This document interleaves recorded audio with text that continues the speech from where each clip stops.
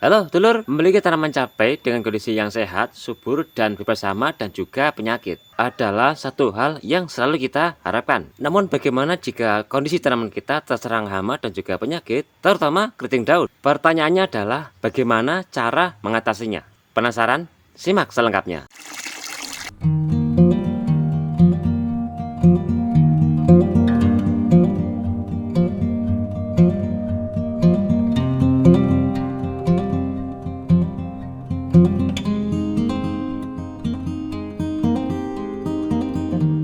Assalamualaikum warahmatullahi wabarakatuh.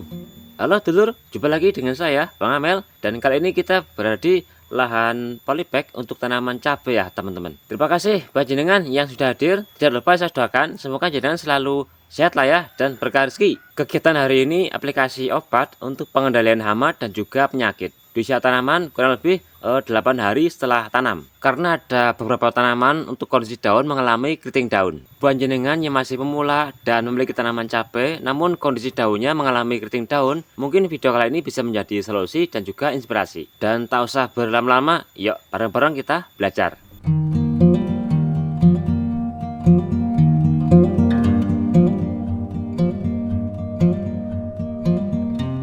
Kita sepil dulu untuk kondisi tanamannya ya teman-teman. Untuk usia 8 hari setelah tanam, varietas kondang dari produk cap 11, tahan padek dan rontok di segala musim. Cocok buat pemula yang mungkin baru belajar berbudidaya tanaman cabai. Pastinya syarat dan ketentuan berlaku lah ya, dirawat di rumah. Nek barna untuk dijorna ya tenturannya keriting kabeh. Ukuran polybag 9:22, sangat kecil. Kemarin ada yang menanyakan untuk media tanam menggunakan apa saja Bang? Dan ini kita jawab lagi.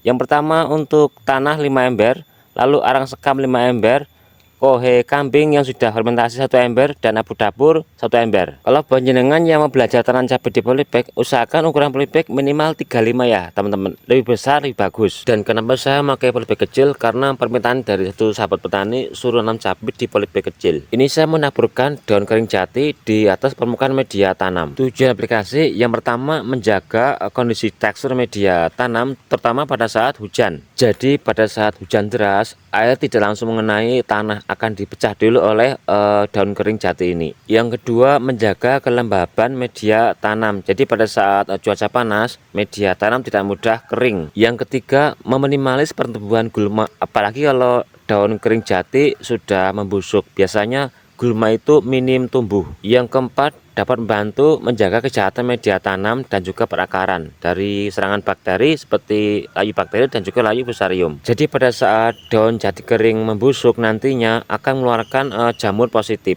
Kalau selain daun jati kering itu bisa kita gunakan daun bambu yang kering ataupun membusuk, itu manfaatnya sama. Untuk pengendali penyakit dari dalam tanah seperti layu bakteri dan juga layu fusarium, kita menggunakan POC Flora One yang kita dampingi dengan tetes tebu. Kalau yang lainnya sebagai pengendali layu fusarium, kita bisa menggunakan E4 mix dengan Tricoge plus tetes tebu. Kalau di daerah jenengan itu hujannya ekstrim, bisa menggunakan asam fumat mix dengan silika karbon. Interval aplikasi 7 hari sekali. Insya Allah media tanam kita aman dari fusarium. Buat teman-teman yang mungkin masih tahap belajar, jika tanam cabai di cuaca ekstrim ataupun hujan deras, usahakan sering cek kondisi batang ya teman-teman. Salah satu penyakit yang paling rawan untuk tanaman cabai di musim hujan adalah busuk batang ya teman-teman. Kita bisa mengendalikan dengan fungusida berbahan aktif tembaga hidroksida semisal Kopset 77. Ada 1-2 tanaman yang kondisinya seperti ini ya teman-teman, keriting ke bawah. Biasanya yang menyebabkan adalah hama tungau. 1, 2, yang ini enggak, yang itu enggak. Kalau ini keriting ke atas, ini biasanya penyebabnya hama trip.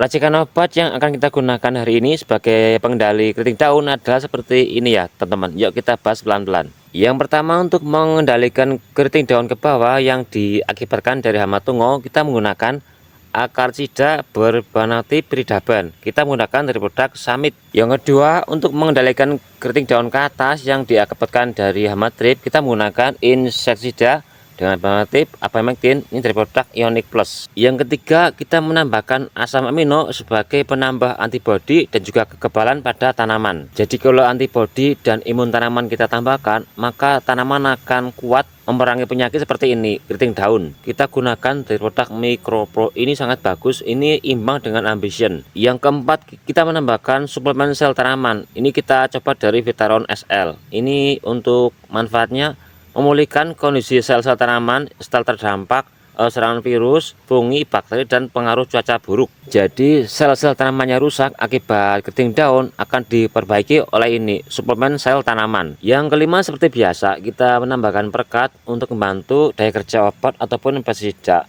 Dan sedikit saran buat teman-teman yang mungkin baru belajar dalam berbudidaya tanaman cabai. Kalau tanaman cabai jenengan seperti ini mengalami keriting daun, usahakan jangan dipupuk terlebih dahulu, terutama dengan kandungan unsur hara nitrogen yang tinggi. Karena untuk kondisi daun cabai yang seperti ini rusak karena keriting daun itu sementara waktu belum mampu mengelola nutrisi yang diserap oleh akar tanaman. Jika kita paksa aplikasikan pupuk seperti biasanya, maka pupuk yang kita aplikasikan tidak akan terserap maksimal oleh tanaman. Karena untuk kondisi daun yang seperti ini mengalami keriting daun, sementara waktu tidak bisa maksimal untuk melakukan yang namanya proses fotosintesis. Kalau kita paksa aplikasi pupuk seperti biasanya, maka pupuk tidak akan terserap maksimal oleh tanaman, sehingga menimbulkan yang namanya residu pupuk. Kalau sampai terjadi yang namanya residu pupuk, maka penyakit dari dalam tanah akan muncul seperti layu bakteri ataupun layu fusarium. Karena pupuk yang tidak bisa terserap maksimal oleh tanaman akan berubah menjadi bakteri negatif ataupun jamur negatif. Jadi penyakitnya malah nambah, monokultur keriting malah jadi tambah fusarium. Gambaran simpelnya seperti ini. Kalau orang lagi sakit, itu biasanya yang diharapkan adalah obat lalu tidur atau istirahat.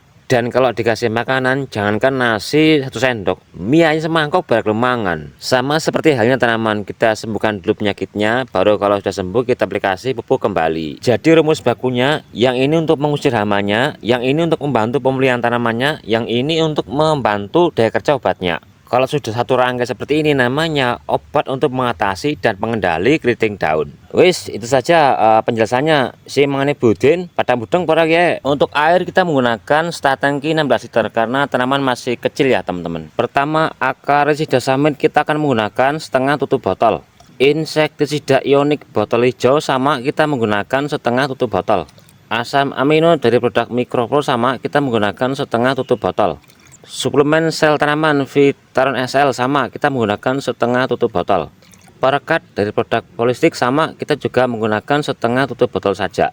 Kemudian kita aduk sampai merata supaya hasil maksimal saat aplikasi obat. Untuk pengobatan keriting daun itu paling bagus di pagi hari ya teman-teman, jam 6 sampai jam 9. Buat teman-teman yang mau mencoba racikan seperti ini, nggak harus seperti yang saya gunakan ya teman-teman. Semisal untuk insektisida Ionic Plus bisa diganti dengan itu Dimolis bisa, lalu Pegasus bisa, kemudian Apasil juga bisa. Untuk akarisida samit bisa diganti dengan yang lainnya, yang penting bahan aktifnya Peridaben. Asam amino MicroPro bisa diganti dengan itu Ambition dari Bayer, bagus sekali. Untuk Vitaron SL bisa diganti dengan yang lainnya, yang penting kandungannya suplemen sel tanaman. Untuk perekat bebas sesuai dengan kemantapan jenengan. Sudah paham? Kalau sudah paham segera praktekkan, dan kita sambung di video berikutnya. Dan terima kasih buat jenengan yang sudah hadir.